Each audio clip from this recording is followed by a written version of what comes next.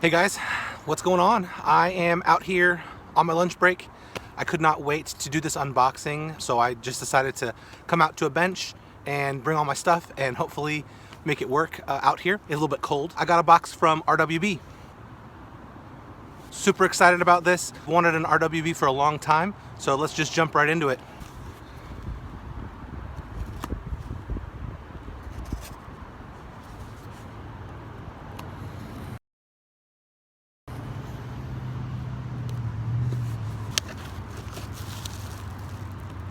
So if you guys aren't familiar with RWB, I hope you are, but RWB is based here in the US out of Chattanooga, Tennessee. RWB stands for Richard Russell, Eric Weens, and Matt Brocato. And those guys make these kendamas here in the US. They oversee the manufacture of these kendamas really closely, and I've wanted an RWB since I first really heard about them very early on when I started playing kendama within like a few weeks, but I haven't been able to pick up any until just recently.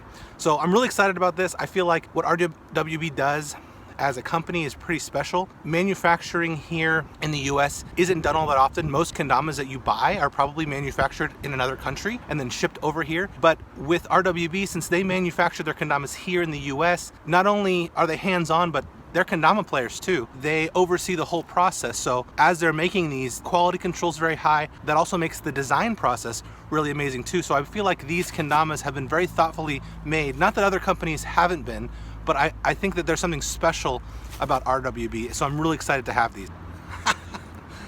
So this is that big sticker.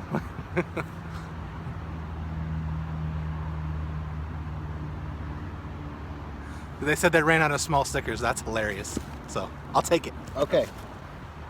Now I got Ken only options because I had a couple tamas that I wanted to use with these. RWB is cool. They team up with some other people like Kendama USA and Sweets to offer the silk and the cushion paint on their kendamas, but they didn't have any. I had two tamas sitting around that I wanted to use, so I figured it was a good opportunity to just get the Ken only for these. This is a maple OG RWB. So the original RWB shape is super cool, and man, the quality on here is just amazing. Like I was saying before, the quality control, I mean, you can just tell when you pick it up and hold it how quality this thing is. Now the original RWB shape has this bullet point tip, which is really cool, and it's kind of a chunky style. But man, I wanted these before they released the classics. So then when they released the classics, I was kind of torn, like, okay, do I get an OG or do I get a classic? So I got both. But this one's in maple. I'm really excited to play this. RWB does like a burn here instead of an engraving or a sticker, and I think that's really neat too. I think it's a great touch. I had to get an OG, and then I also got a classic. So the classic though I got, here's a classic. Okay, so for the classic, I decided to go with Red Elm. They have some really awesome wood choices.